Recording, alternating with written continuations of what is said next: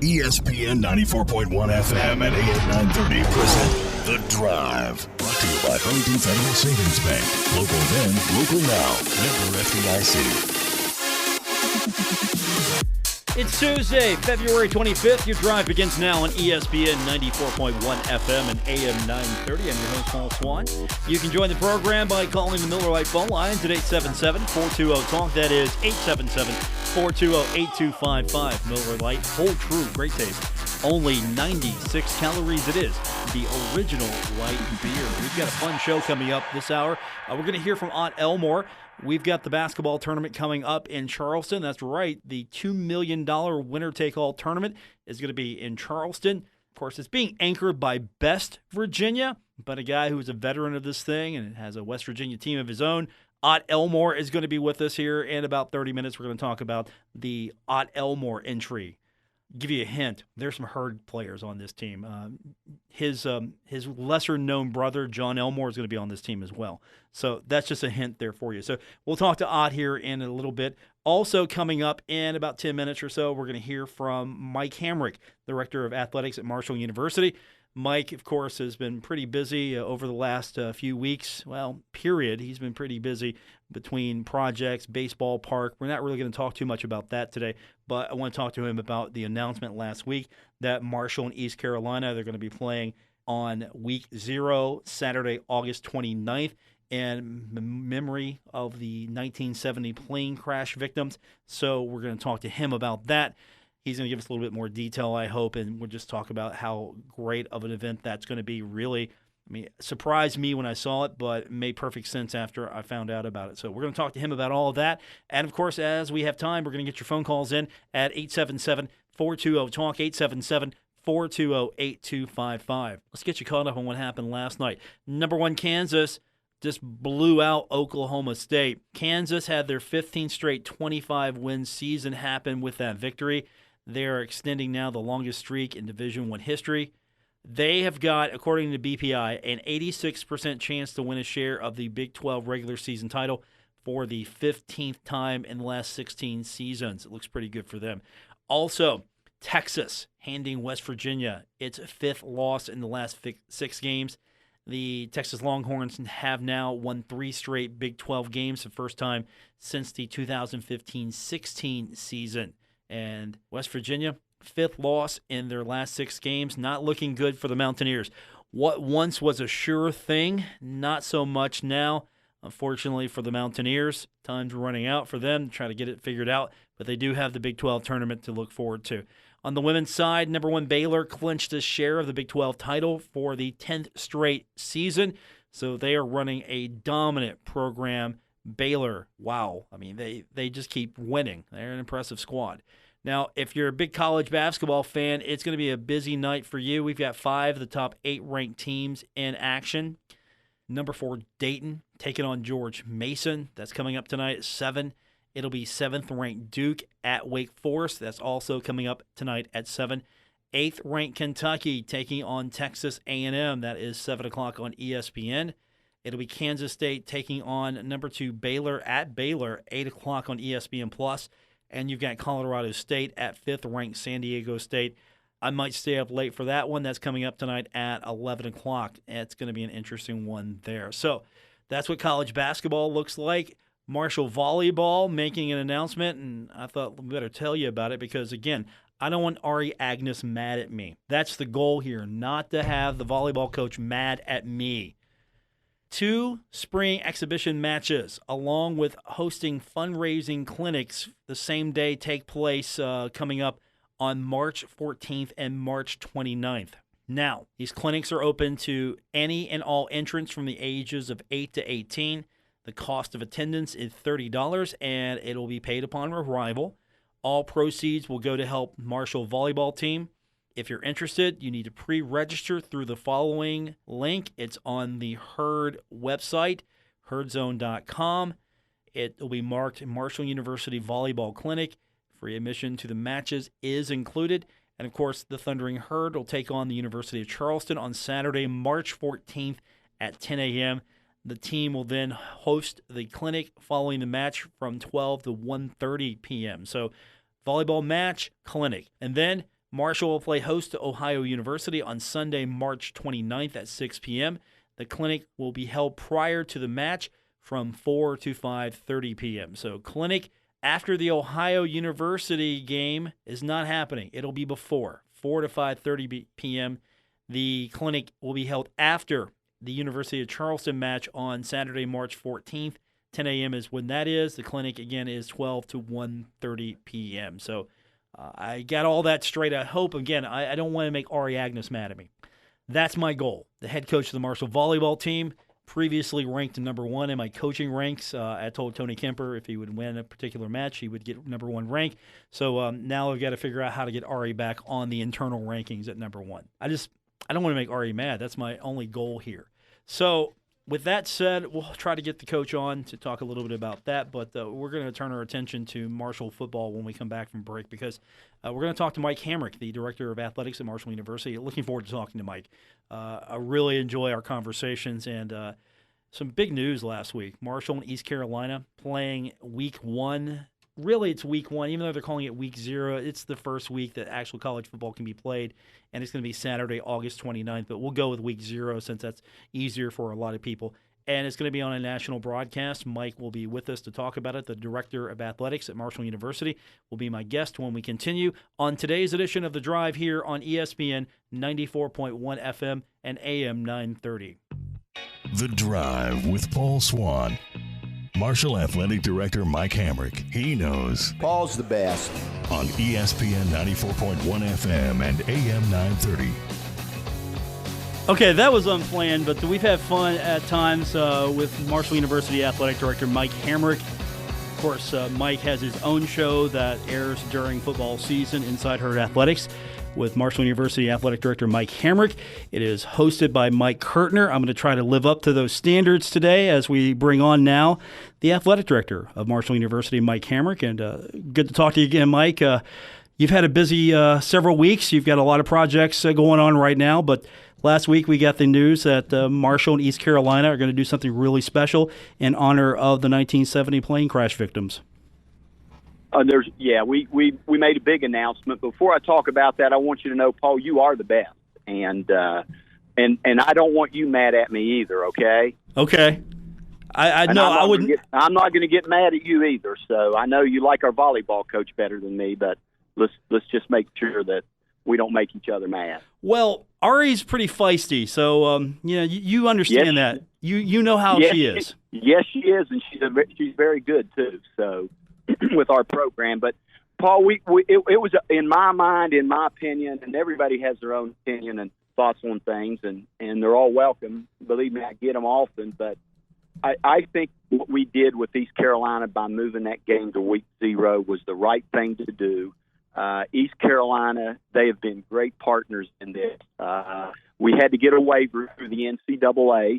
It had to go before the NCAA football oversight committee, which I'm a member of, and it was voted unanimous to approve the waiver. And they don't approve very many of these. I've been on this committee before, but the whole reason for doing what we did was to try to put the appropriate and the right amount of attention on honoring and recognizing those 75 people who we lost 50 years ago. And for the listeners that don't know, Paul, we all know our football team was coming back from playing a very tough game, close game at East Carolina. So I think it's a great thing to do. ESPN has agreed to televise it nationally. I think there's only 4 or 5 games that day. I know Notre Dame and Navy are playing that day on ESPN, and my hope is we'll be a doubleheader with Notre Dame and Navy. Now, I don't know that for sure, but that's my hope. But it's the right thing to do. I think it's went over well with the national media, with the local media, with our fans. We've had tons of fans calling already, asking about tickets, asking about hotel rooms. So we're going to do something very, very special when our football team travels to East Carolina. Was this something that was more organic in nature, just came about because the two programs are so close? Was this something that East Carolina came up with and then contacted you? How did that begin? Well, it's funny you asked that. John Gilbert, who's their athletic director, was the athletic director at Southern Miss. So I've known John for a long, long time, and I spent 8 years at East Carolina, and so I know the people there and know what quality people they are, and I know how they value the relationship and the bond that they have with Marshall. I mean, it's there, Paul. You go there and you mention Marshall, and you see some eyes tear up because I told someone, I believe East Carolina, they didn't suffer as much as we suffered here, but they suffered and in 1970. And it was kind of John and I, their athletic director, just talking, getting together. And I said, hey, John, it's going to be a special game. It's 50 years, so we're coming back to play you. And then they're coming here the following year, Paul. And he said, well, let's do something special. And I said, okay.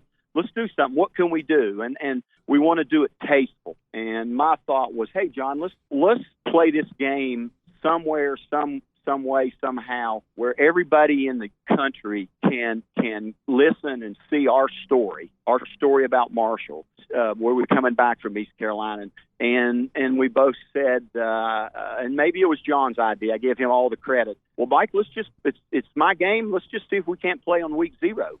There's very few games. We'll get national TV. People are chomping at the bit for football, Paul. You know that, and we can't wait for that first game. And I said, well, let's just go ahead and play a week before the first game. And he says, great. And we went through the whole process.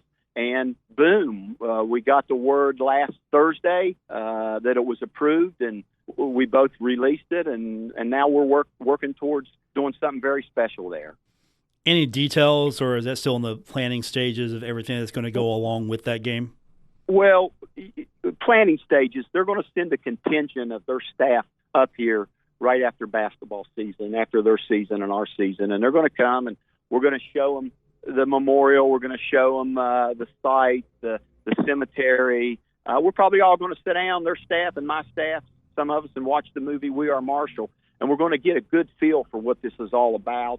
And I think the one thing that kept coming up out of our discussions on this was, from East Carolina, was we want to do it tasteful. And, Mike, we want to honor and recognize the people, the family members from Marshall who lost someone. And I said, well, that's great. We want to do that. I said, well, let's also recognize all the people, the players that played in that football game and their families.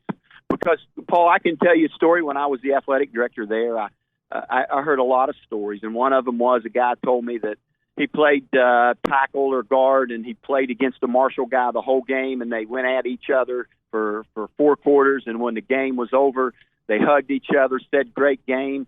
They exchanged some information about each other and said, hey, when we're finished playing, won't you, the guy from East Carolina said, won't you come down to East Carolina and go to the beach with me and my family? And, the respect they had for each other. And then, boom, that night, the Marshall player is gone. And so that affected the East Carolina players. And I can tell you story after story after story about that. They had a dance that night at East Carolina. And when the word got back of the plane crash, the music stopped and the lights came on and they made the announcement, and everybody went back to their dorm or went back to their apartment. And there was a silence in Greenville, North Carolina. So they suffered.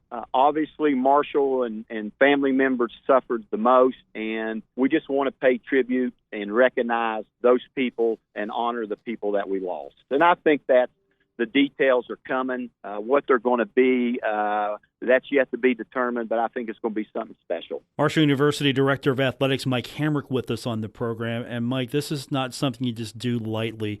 When you change a football date, a lot of things change. A lot of things have got to happen behind the scenes. That means football schedules have got to be adjusted for coaches, players. So just maybe for a little clarity, do players report early? What's the logistics look like to make this happen? Well, you do have to change your logistics. First of all, our football players will have to come in a week early. And in order for us to not have an advantage of getting an extra week of practice, say, over all the other Conference USA schools or whomever we play, we'll have to take 7 days of practice off during the season, obviously, which we can do.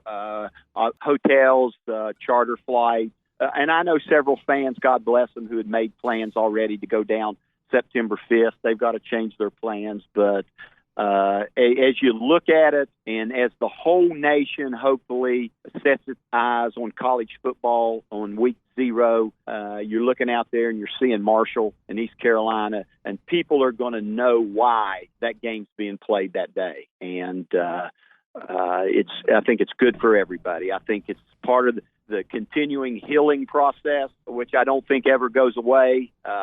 We've all lost close ones, and you grieve, but it never totally goes away. But I think this is just one of the many, many steps of the healing process.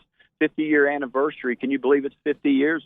I mean, I was 12 years old, and I can remember where I was and what happened November 14th, 1970, and I can't think of anything better than what we're doing. And then obviously, Paul, let me emphasize that this in no way will take away from what we're doing here on November 14th this year, because we have a home game. We play Middle Tennessee State that afternoon. We have the fountain ceremony that morning, and that will be another celebration, recognition, pay tribute to the lives of the people that we lost.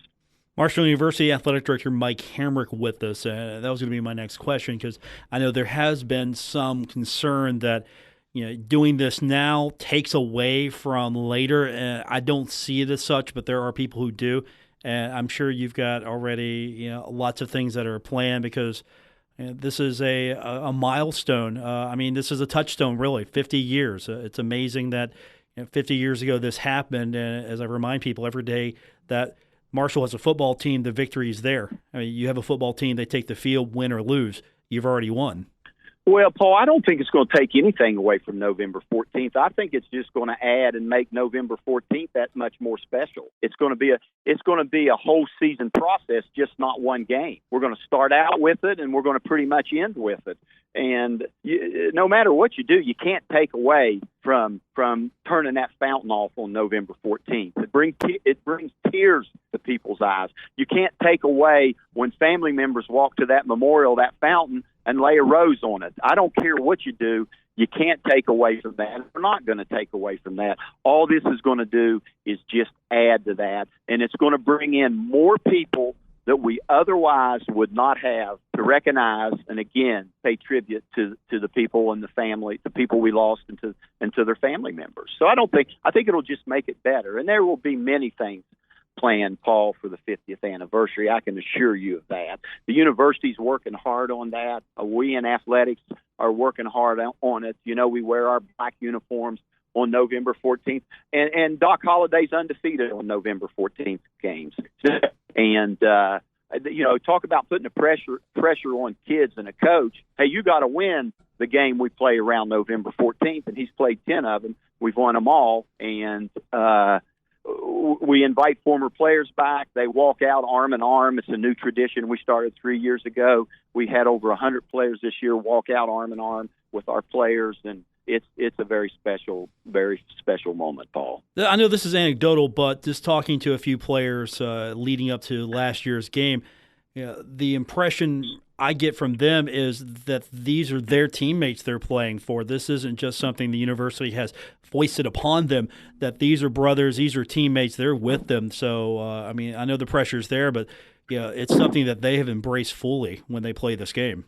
Oh, absolutely. One of the things Coach Holliday does when the players first get here, the young guys, they watch the movie We Are Marshall. They run up to the cemetery and they listen to people like a Keith Morehouse talk about how that November 14th, 1970 affected him. As we all know, Keith lost his father, and Keith had, I think, 5 other siblings. And Keith talks to our players about it. Red Dawson talks to our players about what this means. They know what it means. They know what wearing those black uniforms mean. They know what putting 75 on the side of your helmet means, and it'll be a part of them the rest of their life. And I think that's good. If you've ever played the game and you've played at Marshall, you're a part of a brotherhood, whether you like it or not.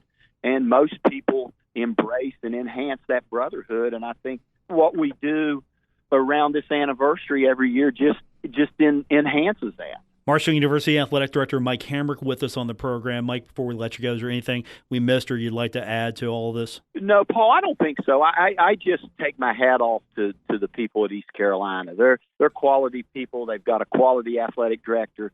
They've got a great program, and without them really wanting to do this thing the right way and do it in a tasteful manner, we probably wouldn't have. We're not sure if we would have done it or not, but from day one, they've been so sincere. They've been so caring. Now, when the game starts, those fans aren't going to be sincere and caring, and that's okay. And I don't want our fans and players to be that way anyway. But it's a special bond between two universities that, unfortunately, the bond was invented out of a tragedy. And there's nothing good about a tragedy. But the bond between East Carolina and Marshall is special. That's the first game out of a 4-game football series, Paul, that we signed and negotiated with them. So there's going to be a lot of hype leading up to that football game. Marshall University Athletic Director Mike Hamrick, our guest. Mike, thanks for spending some time, and I appreciate it, and we'll do it again soon, I hope. Okay, Paul, I appreciate you having me on your show. Mike Hamrick, Athletic Director of Marshall University. We'll check in with him down the line. He's got a lot of projects he's working on, and we'll get you updated on those projects as time permits. Let us tell you what's coming up next. We're going to talk about basketball. The basketball tournament is coming to Charleston, and Ot Elmore, he's been a staple of that tournament for a few years, and his team, we'll tell you more about that with Ot. He joins us on the program next here on ESPN 94.1 FM and AM 930. This is The Drive with Paul Swann on ESPN 94.1 FM and AM 930. Presented by Huntington Federal Savings Bank. Guests with Paul Swann appear via the Miller Lite phone lines. We want to welcome to the program now one of the all-time fan favorites of Marshall basketball, Ot Elmore. You might know him and his lesser brother, John Elmore, for their years at Marshall. Ot's with us now on the program. And Ot, we'll talk about your lesser brother here in a minute. John, I guess we have to talk about him. But once again, it's time for the basketball tournament. It's going to be in Charleston this year. A lot of things are already in store for that tournament. I guess the big question is, your team is in, right? Because all I hear is best Virginia. You guys are in. Yes, sir. We're in, and we'll be competing in Charleston the weekend of July 24th. It'll be the West Virginia region, and we'll be in there with them. Okay, so I've seen on social media as well, there's going to be a change. Usually it's the West Virginia Wildcats is the team name, but you guys are doing something a little different this year.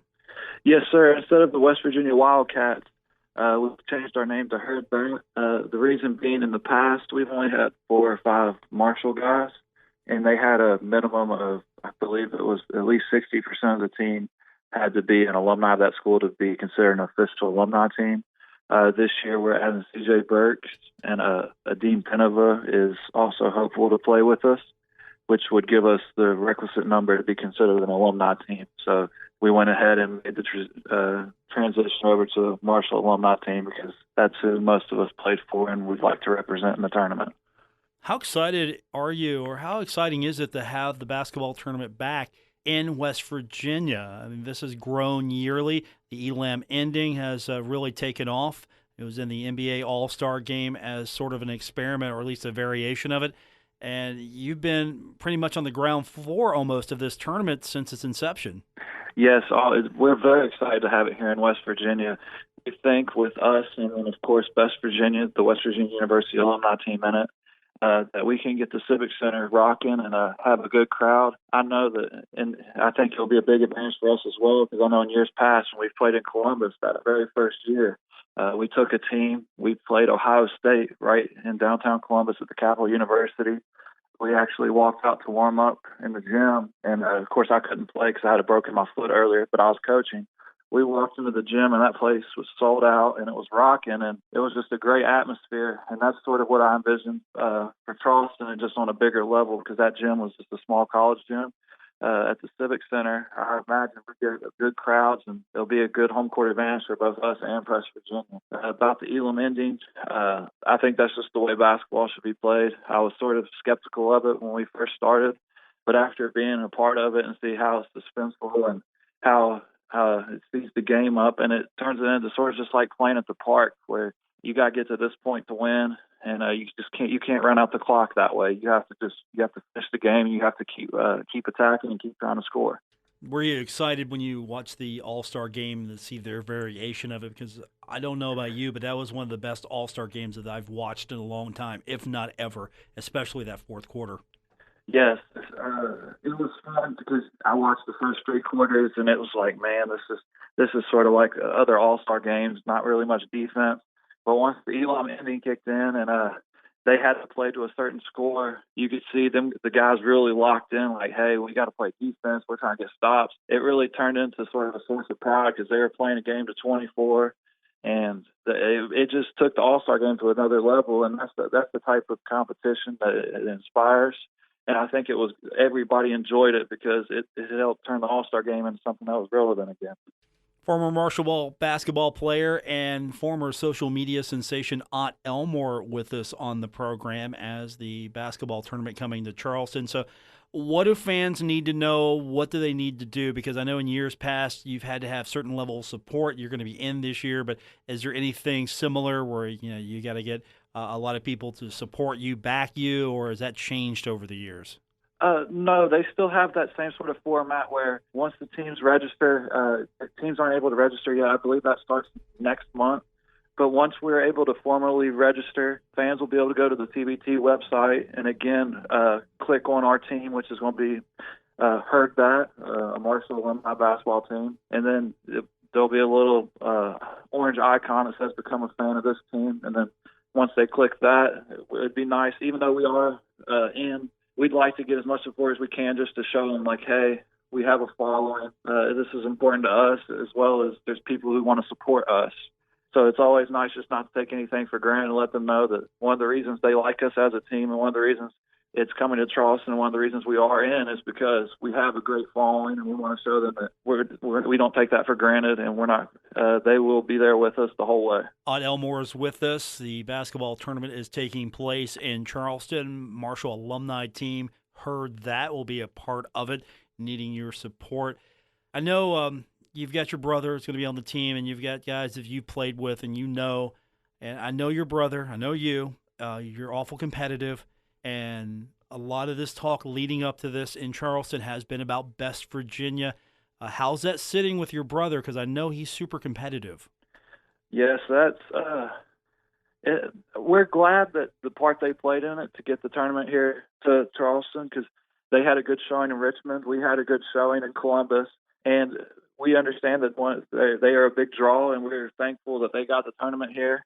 But once the games get started, as long as we're not playing them, then we can root for them. But if we ever get wound up across from them, it's going to be all business. We are here to try to win the whole. We're there to try to not only win the region, but win the whole thing. We've added a couple pieces already that we think give us the potential to really compete at another level than what we have in the past. And we have 2 or 3 more acquisitions in mind that if we get them, we really think we'll be poised to really compete for the whole thing. Okay. I'm going to have to ask, you put it out there, any names you can float out there maybe to help pressure them to get on board with this? Or is it secret negotiations? The first one, outside the Marshall guys, we got C.J. Bucks this year, which was big. And then another one that we've got for sure is a kid named Chris Coakley. Well, not kid, a big old guy named Chris Coakley. Marshall fans will be very familiar with him. He played at UAB on some really good UAB teams. He's the 3rd all-time leading scorer in the history of the school, 2nd all-time leading rebounder. He was a lot for us to handle at Marshall. We played against him for 2 years, I believe it was. He was his senior year, his first team All-Conference USA.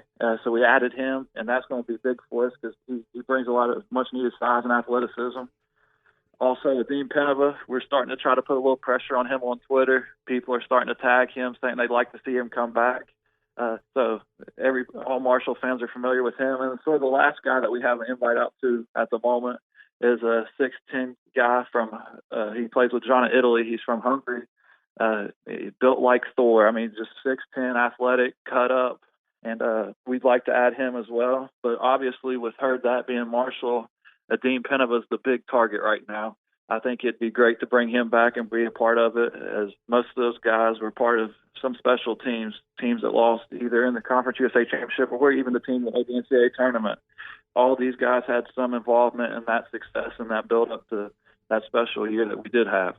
Have you reached out to a guy like Shaq Johnson? Maybe. I mean, he's a guy that also would be a fan favorite, or are you keeping it with closer to guys that you know immediately, and guys that you and John played with and know? Just for this original round of invites, because of the fact that you only get 9 roster spots, that we've kept it to some of the guys closer that we know better right now. If, say, we miss on a Dean Penava or the big guy from Hungary, we're definitely going to start looking more to the other Marshall guys that may have came before us to try to add them. The thing is, if we could have 12 roster spots, it'd be a much easier decision and way to do it, because you could add more people. But you get 9, and then if you want to add any more, it becomes $1,000 a player, which sort of limits you in what you're able to do. But right now we have 7, so we have 2 more spots. And like I mentioned, those 2 big guys we have invites out to. If that doesn't work, then we're going to start trying to look at some of the older Marshall guys or guys that have connection to the school that we think could also help us compete. Ot Elmore with us, breaking it down. What's going to happen with the basketball tournament? I was going to say, yeah, if you can throw names out there. I mean, if you're going to get a guy who you played against, I'm looking at Giddy Potts, who frustrated me, and I was just in the stands watching you guys play him and watching him play Herd basketball. So this sounds interesting, and I'm excited, and I'm sure a lot of people are excited they can go to Charleston and follow you guys a little bit better, a little bit more home cooking, hopefully, and get you guys far in this tournament, if not all the way. The support is great. If we can get the Civic Center even halfway, like we can get we had the Cam Henderson rocking for a while. And even to this day, the way it rocks, it'll be a huge home court advantage for us, because Marshall fans, in my opinion, are the best. I know I'm a little bit biased, but you won't be able to change my mind.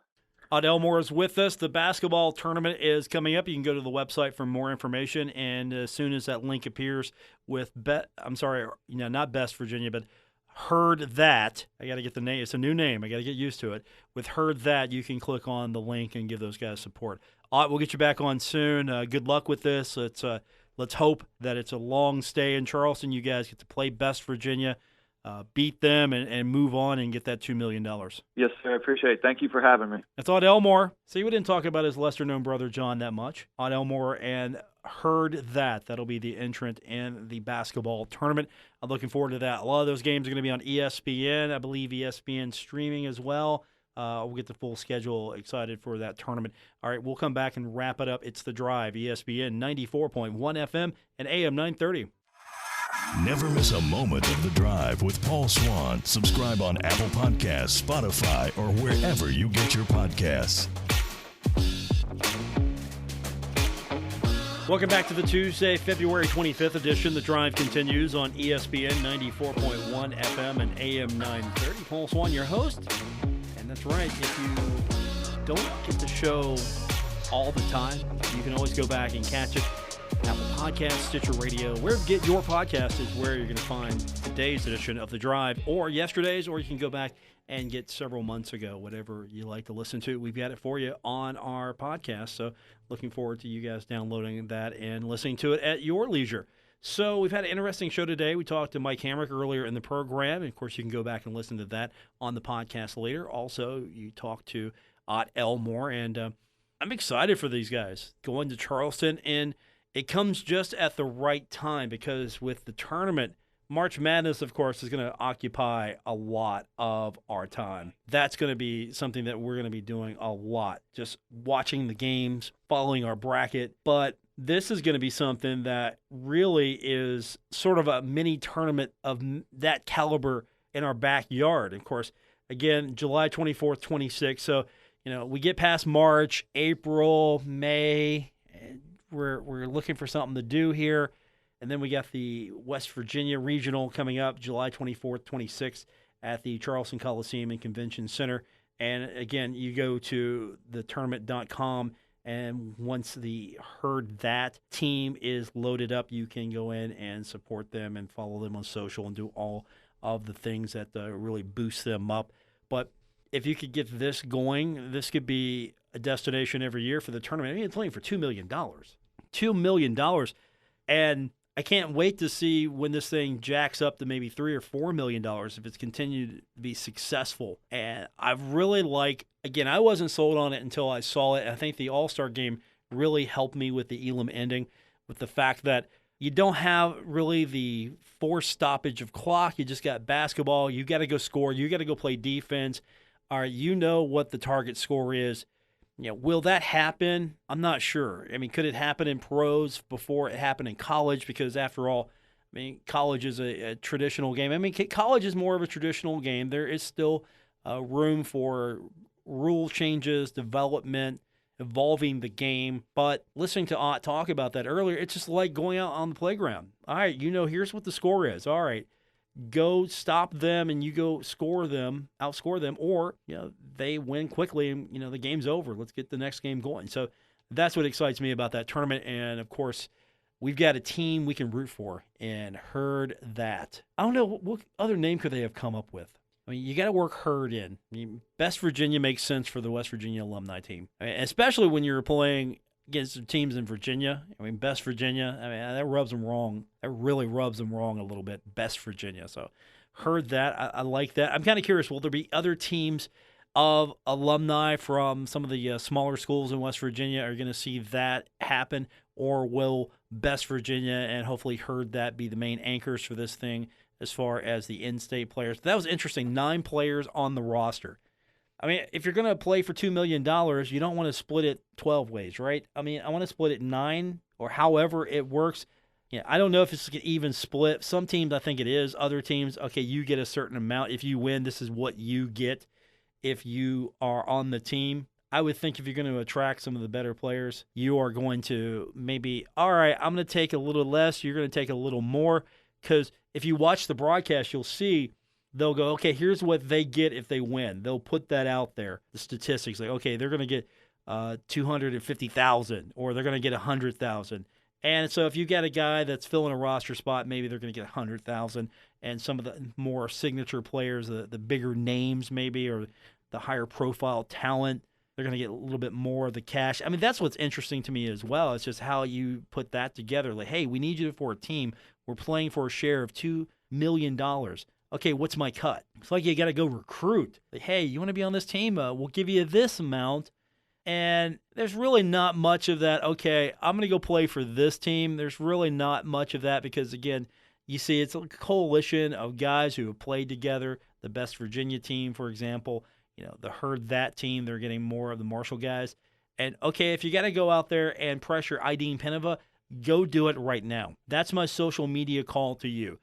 Go pressure Ideen Penova politely. Go pressure him. Go say hi to him. Find him on social. I don't think I know his Twitter handle. Go find him on social media and just say, hey, you're going to play with Ot? You're going to play with John? You're going to play with CJ? You're going to play with those guys? You want to play for $2 million? You want to go out there and block shots? Be the big man in the center that you were always meant to be? You're going to be that guy for Best Virginia's nemesis in this tournament? Heard That? That's what I want, that pairing. Not the first round, though. No, I want that pairing somewhere in that tournament, though. Maybe the finals. I don't want the first round, though. I want to build some anticipation for it. Sell more tickets, too, right? That's going to do it for this edition of the program. I want to thank the Director of Athletics at Marshall University, Mike Hamrick. We appreciate him coming on the program. Also, Ot Elmore to tell us a little bit more about the Heard alumni entry into the basketball tournament. We'll be back tomorrow to do it all over again. Until then, enjoy the rest of your evening, everyone.